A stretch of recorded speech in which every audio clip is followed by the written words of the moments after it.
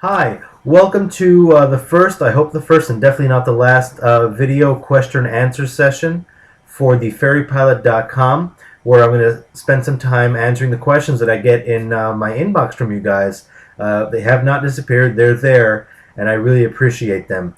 Many of you reached out to me with different questions on how I choose my routings, what kind of pre-flight planning do I do, how to get into ferry flying, what's commercial aviation like in general, and the questions range from 15-year-olds to 60-year-olds. So I hope that in this video I'm able to go over some of the questions and hopefully provide some adequate answers for you guys.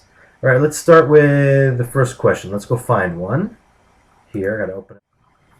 Okay, here's a question from Mr. Robert Johnson who asks, as a 32-year-old aspiring pilot, started years ago, then money got tight, I'm trying to figure my best route to go pro. Any suggestions?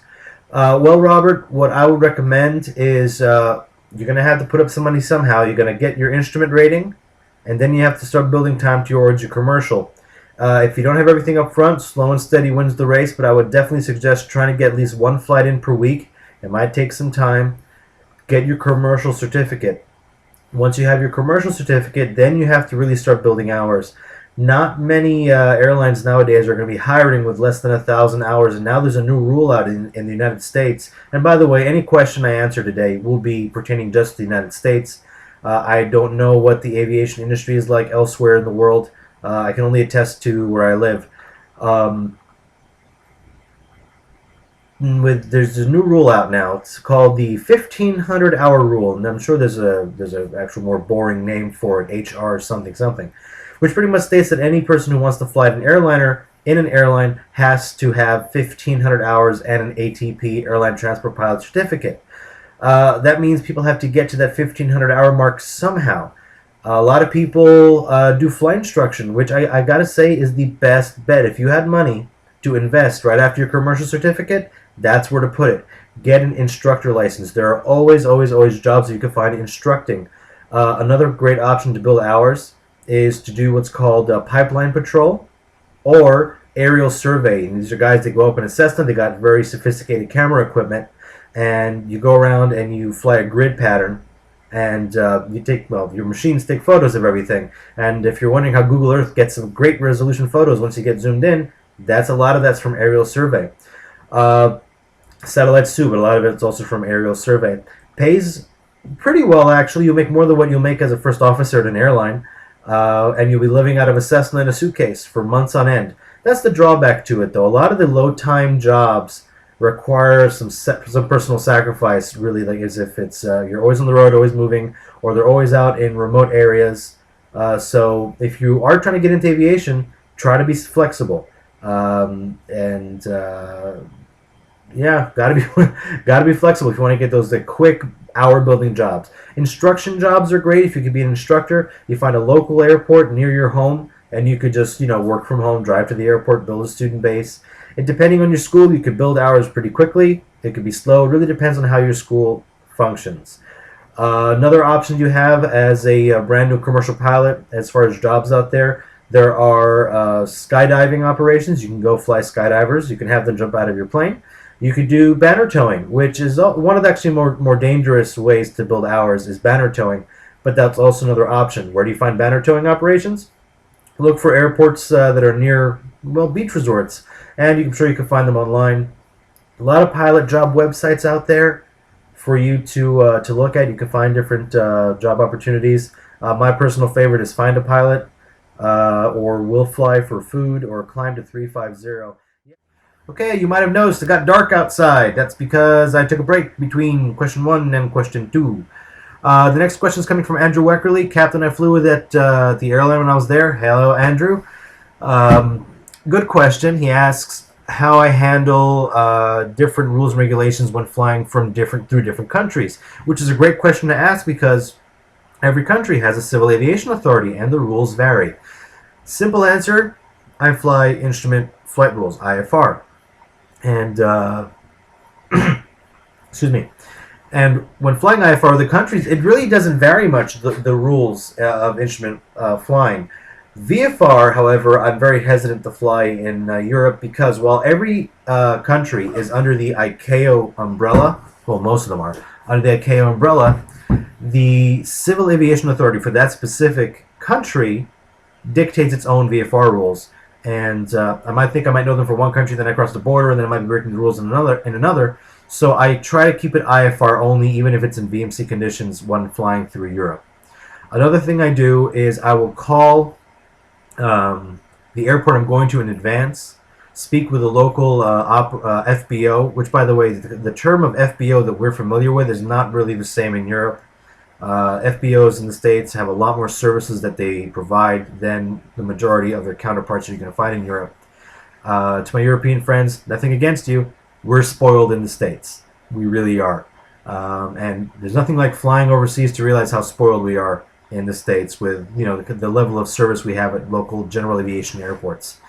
So I call ahead and I ask them, what should I do to coordinate an arrival? Who should I talk to? And a lot of times, if the airport or the countries I'm going to have local flying clubs, I'll contact the heads of those local flying clubs and I'll say, hey, I'm flying this and this to such and such.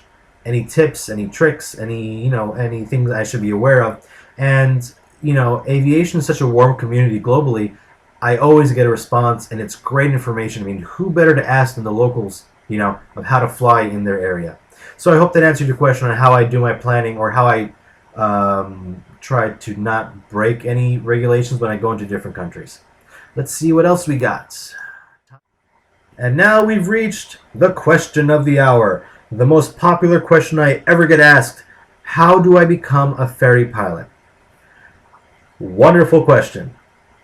And you know what? It's a tough question for me to answer. How do you become a ferry pilot?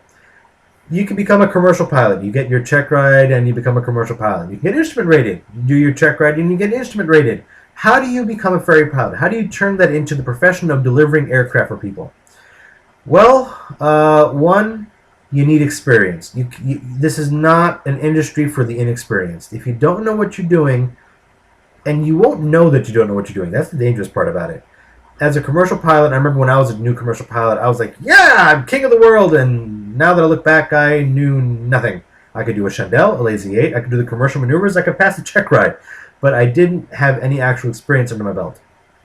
I only started ferrying at 1,000 hours, a little more than 1,000 hours, after I've done a lot of long-distance cross-country flying with students. I had students, we flew down from Maryland to Florida and back to, all over.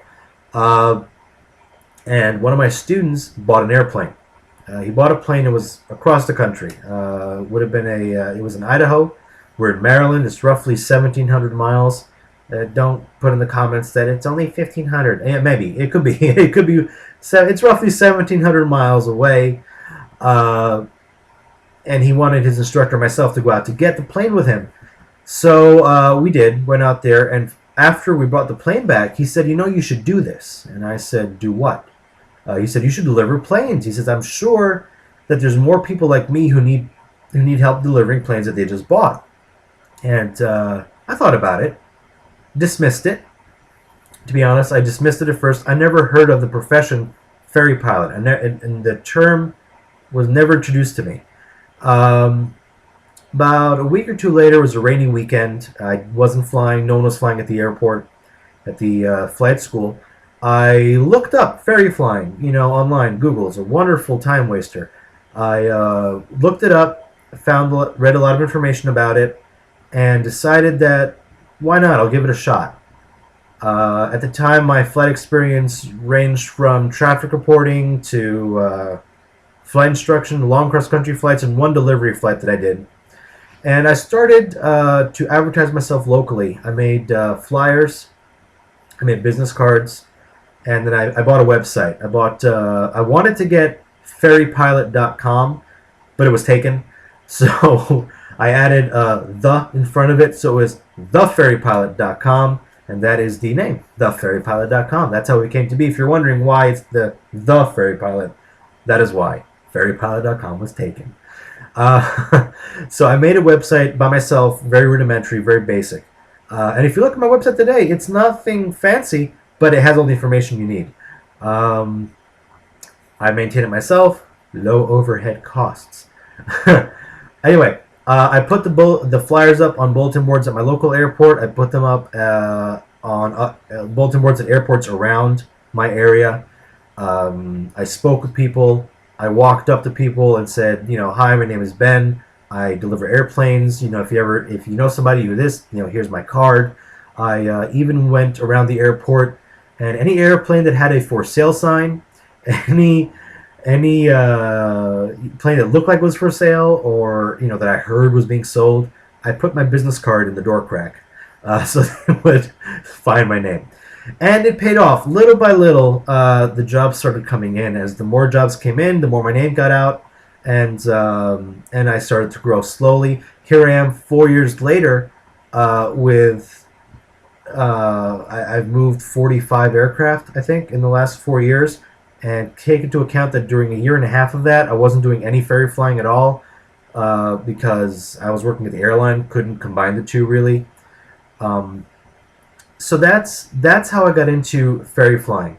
Your mileage will vary. I don't recommend getting into this if you have less than 1,000 hours of flight time and flight experience. I do not believe that ferry flying is the avenue to build hours. Yeah, you can build hours. Crossing the country in a 172, from coast to coast, you'll do about 20 hours. But if you are inexperienced, with long cross-country flying long days, I don't recommend this for you. I'll give you an example. A commercial pilot flight instructor actually asked me if he could work for me. And this is a friend of mine who I knew. And I said, well, how long would you feel comfortable flying in a day? How many hours would you feel comfortable flying in a day? He says, I don't know, maybe 5 maximum. And I said, this isn't for you. Ferry flying is long days. It's very trying. Lots of split-second decisions, or go no-go decisions. And if you don't have that experience yet, that if you haven't molded yourself into a pilot yet, what your own, what your own minimums are, your own limitations are, ferry flying is not for you. Not for everyone, but if you are in it, I think it's one of the most rewarding jobs, at least for me, that I've ever done. I think it's extremely challenging, which is what I like about it. And each flight in itself is an adventure.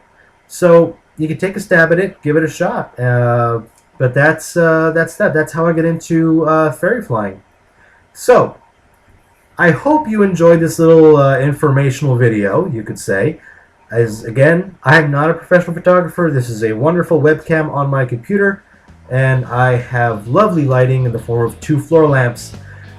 If you liked the video, please like, share, leave a comment. I'll be happy to answer your comments. If I don't answer today, it'll be tomorrow, or I'll get to them.